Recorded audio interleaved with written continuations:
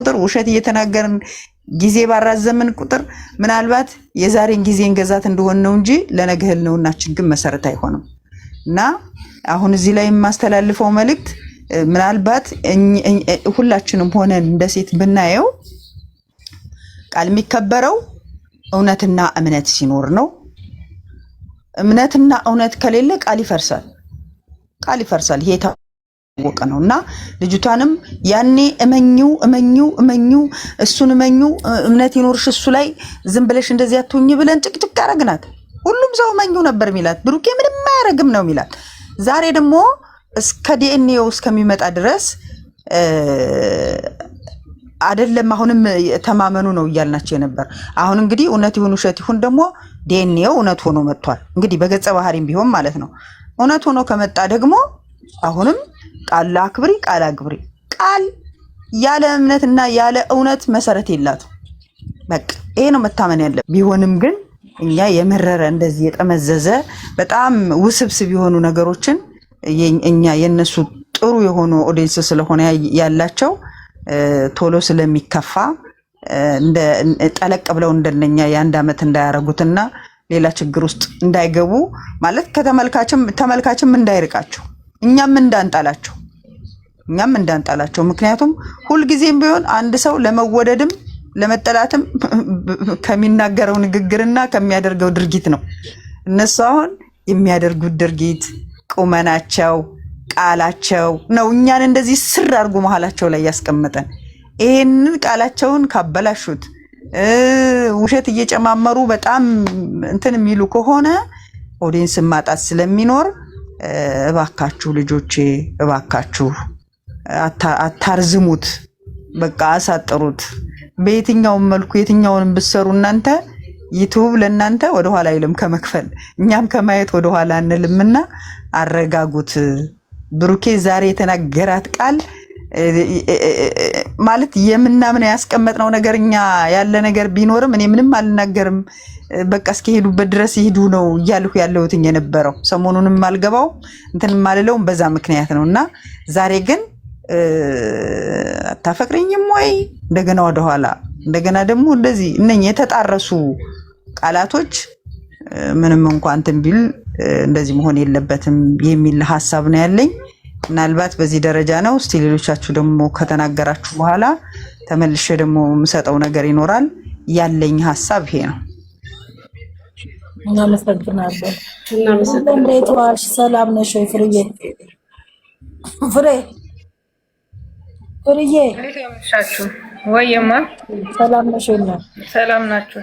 ሁሉ ሰላም ነው? ሁላችሁ አለን።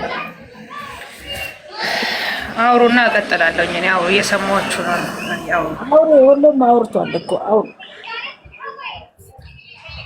እኔ ታሺ በምትለው ነው መስማማው። ዛሬ ትንሽ ያቃል፣ እኔም ትንሽ ደብሮኛል። ለዛ ነው ትንሽ ውስጥ እንትን ብሏል። ያንን ቃል ባይጠቀመው የእሱም ንግግር ደብሮናል። ዛሬ የእሷም ያስተላለፈው የዛሬ ያስጠላል። በቃ ስለዚህ እንደኔ ይሄ ስራ ይቆም ነው በቃ።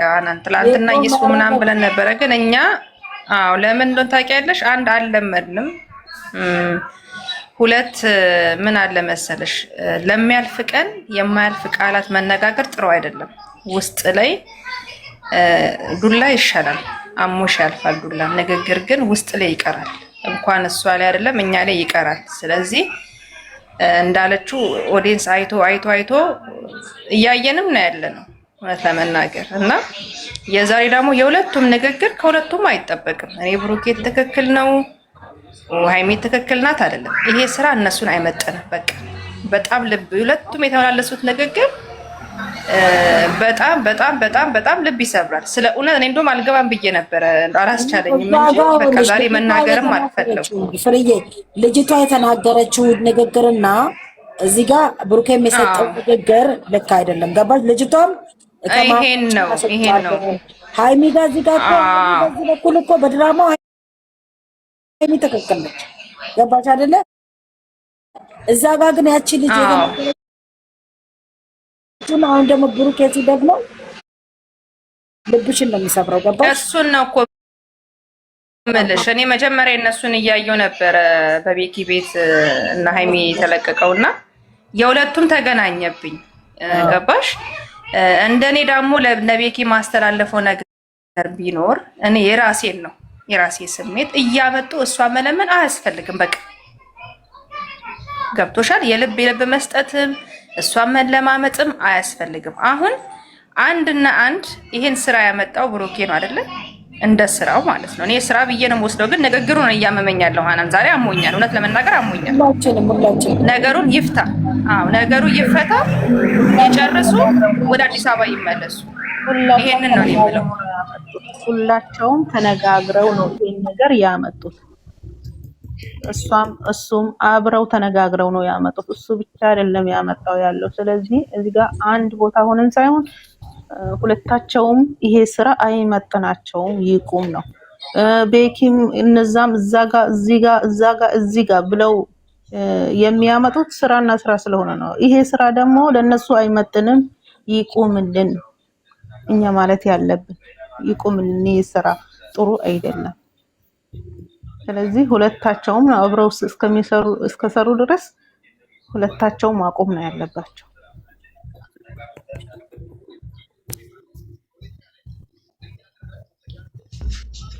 እኛውን ይሄም ሆነ ሁለቱም ሆነ ሶስቱም ሆነ ይሄ ስራ አይመጥናቸውም። በቃ እኛ ስራም ሆነ አልሆን ትክክለኛ ነው ብለው አምጥተውልናል አይደል? እኛ እንደ ትክክለኛው መንገድ ነው የምናየው። ስለዚህ የፈራነው ደረሰ፣ በቃ ደረሰ። መተው ድሮ የሚታራው ነገር ነገ ደግሞ ሰፍ ብላችሁ ይዷሉ። እሺ ልጅቷን አቅፎ እሷም ትመጣለች፣ እጁ ላይ ይዛ ትመጣለች። ጨጓራሽን ለማቃጠል ከሆነ አዳመ ሄደሽ እኔ እናቴ ለቤተሰቤ በጣም አስፈልጋቸዋለሁ። የማታስፈልጊያቸው ከሆነ ሂጂና ለማየት ያብቃችሁ። ነገ ብሩኬ ልጁን ደረቱ ላይ ለጥፎ እያለ ይመጣላችኋል። እሺ ጋይሶቼ አበረታቱ፣ ዝሙትን እየሄዳችሁ ነገም ዛሬም አቋሚ አንድ ነው። ተቃዋሚ ነኝ በቃ። ቻሌንጅ ሃናን የቻሌንጅ መጀመር አለበት። በቃ እንዳይታይ ማድረግ ነው። እሷን ይዘው ከመጡ እንዳይታይ ማድረግ ነው። እኛ ልጅቷ እኛን ንቃናለች፣ ኦዲየንስ ስለናቀች ንቃናለች። በጣም የሰደበችንም ይዞ ይመጣል። ስለዚህ ቻሌንጅ መጀመር አለበት። ነው አይደለም? ከአሁኑ እንዲያውቁ ማድረግ ነው። የነዛኞቹ ሰፈር እኛ ላይ እንዲደገም አንፈልግም።